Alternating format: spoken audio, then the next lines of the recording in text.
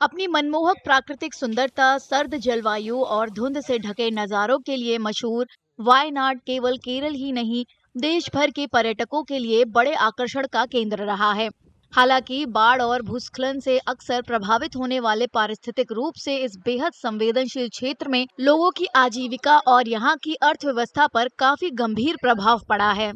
इस साल के विधानसभा चुनावों से पहले पर्यटन उद्योग से जुड़े यहाँ के लोग लगातार प्राकृतिक आपदाओं के बाद जिले की अर्थव्यवस्था को फिर से पटरी पर लाने के लिए पर्यटन, कृषि और बुनियादी ढांचे पर केंद्रित रोड मैप की मांग कर रहे हैं। 2018 ഒരു മഹാപ്രളയം വയനാടിനെ സാരമായി ബാധിച്ചു.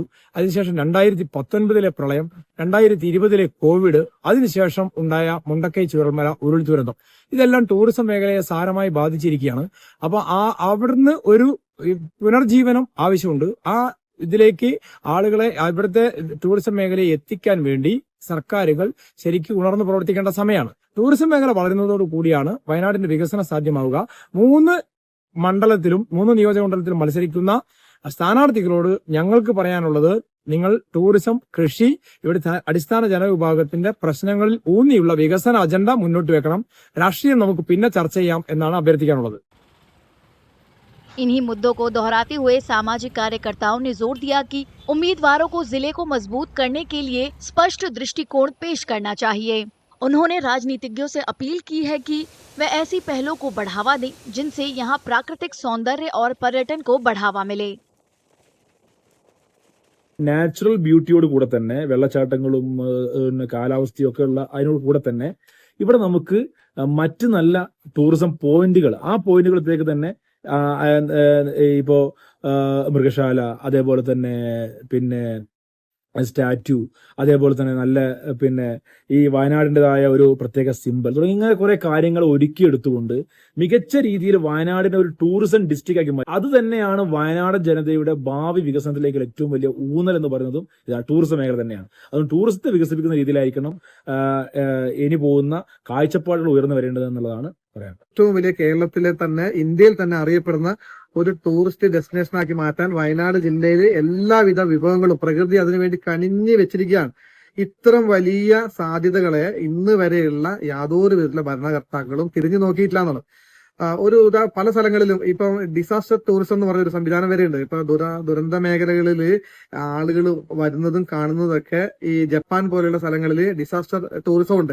അതേപോലെ തന്നെ വയനാട്ടില് നമ്മുടെ തുരങ്കപാത വരുന്നു. ഈ തുരങ്കപാതയിൽ വയനാട്ടിലെ യാത്രാ ദുരിതം തന്നെ ഇല്ലേ ഒരു ടൂറിസ്റ്റുകളെ ആകർഷിക്കുന്ന രീതിയിൽ മാറ്റിയെടുക്കാൻ പറ്റും. कुछ लोग बेहतर बुनियादी ढांचे की जरूरत पर भी जोर देते हैं। उनका कहना है कि राज्य पर्यटन मंत्रालय द्वारा तय परियोजनाओं ने हालिया विकास को गति दी है। वे वायनाड के प्रभावी प्रतिनिधियों से अपील कर रहे हैं कि वे लक्षित विपणन रणनीतियों के जरिए इस गति को बनाए रखें ताकि इसे प्रमुख पर्यटन केंद्र के रूप में स्थापित किया जा सके। അടിസ്ഥാന സൗകര്യങ്ങളുടെ ഡെവലപ്മെന്റ്സ് ആണ് ഇവിടെ വരാത്തത്.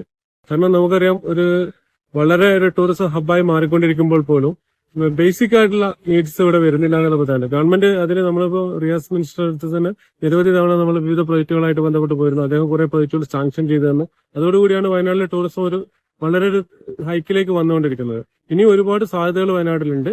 ആ വയനാട്ടിലെ ടൂറിസം സാധ്യതകൾ ഉപയോഗപ്പെടുത്തിക്കൊണ്ട് വയനാട്ടിലെ ജനങ്ങളുടെ മുഖ്യധാര അവരുടെ ജീവിത ഉപാധിയായിട്ട് മാറിക്കൊണ്ടിരിക്കുകയാണ് ഇപ്പൊ ടൂറിസം മേഖലയിൽ. कुछ लोग ये भी तर्क देते हैं कि मानव पशु संघर्ष इस क्षेत्र में पर्यटन को सीधे तौर पर प्रभावित नहीं करते हैं और नए गंतव्यों की खोज करने, रात्रि यात्रा प्रतिबंध हटाने और ऑनलाइन बुकिंग प्रणाली लागू करने की जरूरत पर ध्यान दिया जाना चाहिए. മാനേജ്മെന്റ് കോൺഫ്ലിക്റ്റും ടൂറിസവുമായിട്ട് ഡയറക്റ്റ് ഇമ്പാക്റ്റ് ഒന്നുമില്ല. അതിന്റെ സൈഡായിട്ട് വരുന്ന ഒരു സാധനം മീഡിയാസിൽ അല്ലെങ്കിൽ എക്സാജറേറ്റഡ് സ്റ്റോറീസ് വന്നു കഴിഞ്ഞാൽ അന്നേരം ചില സമയത്തുള്ള ചോദ്യം വരും, അവിടെ നമുക്ക് വരാൻ സേഫ് ആണോ? അതിൽ കഴിഞ്ഞൊരു മാൻ ആനിമൽ കോൺഫ്ലിക്റ്റ് കൊണ്ട് ഡയറക്റ്റ് ഒരു എഫക്ട് ചെയ്തിട്ടില്ല ടൂറിസത്തിനെ. ഓക്കെ, ഇനിയിപ്പോ ഭാവിയിലേക്ക് തെരഞ്ഞെടുപ്പ് വരാൻ പോകുന്നതാണ്.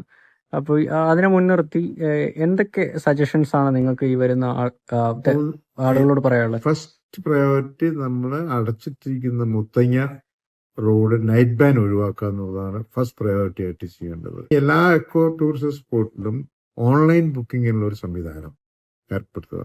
പിന്നെ നമ്മുടെ വയനാട് ഒരു സ്പ്രെഡായിട്ട് കിടക്കുന്ന ഒരു സ്ഥലമായ കാരണം പല നല്ല ലൊക്കേഷൻസും ഐഡന്റിഫൈ ചെയ്യാനും ഡെവലപ്പ് ചെയ്ത് കൊണ്ടുവരാനുണ്ട്. ഇതേ രീതിയിൽ കൊണ്ടുവരികയാണെങ്കിൽ വരുന്ന ആൾക്കാർ പല ഡെസ്റ്റിനേഷനിലേക്ക് പല സ്പോട്ടുകളിലേക്ക് പോകും. അന്നേരം ഓരോ ഡെസ്റ്റിനേഷനും ഓവർക്രൗഡ് ആകാനുള്ള സാധ്യത കുറവാണ്. वायनाड के 3 निर्वाचन क्षेत्रों में से एक कलपेटा से चुनाव लड़ रहे एलडीएफ उम्मीदवार ने प्रमुख पर्यटन केंद्रों को विकसित करने और ऐसी परियोजनाएं बनाने की जरूरत पर प्रकाश डाला जो इस क्षेत्र में प्रमुख आकर्षण के रूप में उभर सकें। നിരവധി ആളുകൾ ഇവിടെ ഇൻവെസ്റ്റ് ചെയ്തതാണ് ടൂറിസമായിട്ട്. അവരെ സംരക്ഷിക്കേണ്ടതും അതുമായി തൊഴിൽ ചെയ്ത് ജീവിക്കുന്നവരെയും സംരക്ഷിക്കേണ്ടതുണ്ട്. അപ്പോൾ അതിന് മാതൃകാപരമായ പദ്ധതികൾ ഇപ്പം നിങ്ങൾക്കറിയാം, കുരങ്ങുകൾ ഏകദേശം 62 ടൈപ്പ് കുരങ്ങുകളുണ്ട്. ഇപ്പോൾ മൃഗങ്ങളുണ്ട് ഇവിടെ. പക്ഷേ സൂ ഉള്ളത് തൃശ്ശൂരും തിരുവനന്തപുരത്തുമാണ്. വയനാട്ടിൽ ശരിക്കും നല്ലൊരു സൂ ഉണ്ടായാൽ ആൾക്കാർക്ക് വന്നാൽ കാണാൻ കഴിയുന്ന ഒരു ഇതായി മാറും. അങ്ങനത്തെ ഒരു ഹബ്ബ് ഇവിടെ ഇല്ല. ടൂറിസ്റ്റുകൾ വരുമ്പോൾ ഒരു ഡെസ്റ്റിനേഷൻ ഇല്ല. ഇവിടെ വന്നു കഴിഞ്ഞാൽ എല്ലാവരും റിസോർട്ടിൽ താമസിക്കും. പിന്നെ ചില നാച്ചുറൽ ടൂറിസം സ്പോട്ട്സ് ആണ് ഉള്ളത്. ഇപ്പോൾ അടുത്ത കാലത്ത് വികസിച്ചു വന്നതാണ് ബാണാസുരയും കാരാപ്പുഴയും ഒക്കെ. അപ്പം അങ്ങനത്തെ പ്രൊജക്ടുകൾ. इस साल के विधानसभा चुनाव के लिए प्रचार तेज होने के साथ ही वायनाड में पर्यटन एक अहम मुद्दा बन गया है और मतदाता जिले के भविष्य के लिए उम्मीदवारों के नजरिए को बेहद बारीकी से परख रहे हैं। केरल में 9 अप्रैल को एक ही चरण में मतदान होगा और नतीजे 4 मई को घोषित किए जाएंगे।